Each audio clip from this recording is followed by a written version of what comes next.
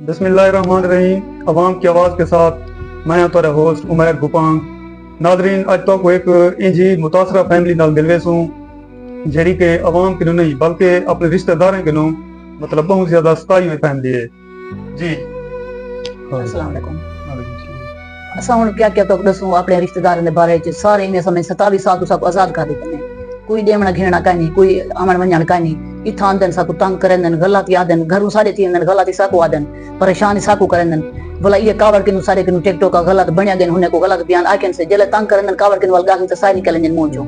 ओ साकू तंग ना करन अपने आखिर भेणी भी रान। उन्हें साकू बहु कोई तंग किते, बहु जलील करन। 27 साल तो उन्हें सारे जले वास्ता का नहीं, उन्हें हक सारे किने ना आवे ना आवे ना आवन देने। आवन का नहीं देंदे, आप ही आवे न कहीं केरे तरीके कने केरे बहाने ते साकू इमे समझ गलत यो करन। हुन इंजी क्या गाल थी है कि जितना कर मतलब मामला थोड़े ज्यादा वधे या कोई झगड़ा वगैरह केरी गाल थे? हुण तो इमे समझ कोई इंजी इंजी गाल का आई। ये अपने भणे जे आए मोबाइल चतो ने उनदे नाल गलत फहमी गाली तस्वीरां बनाए ने, जीमेल अपने नाम दी बनाई गन, साकू लिख दी गन, असा पढ़े गन से साकू लिख दी गन भई ये तुम्हारी है। कोई मसला का नहीं, आईडी खराब थी वने मसला थी वने तुसा मंगा सकदो।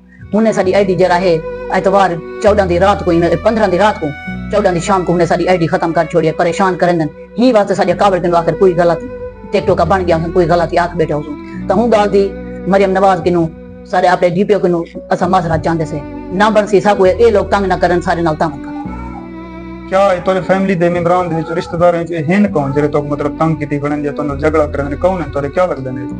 अपने भणेजे ने घर वाले भेणी बे में कहीं करते, चाचे मामे मासिया चाचा कहना अपने भेणी भणेजा ते भणेजे भणवी है। क्या भणेजे दा नाम दसे सो? वो तो ना विच बे हैं, एक सांवल है, एक में समय चन्नू है, बन्नू है, शहजाद मुजम्मिल है, वकास भतीजा है, बे भणेजे बे अजा परे परे हुने ना गलिया खड़े मेरा सामना करने की तो मेरे सामने ये 5 बंद करने 6 बंदे।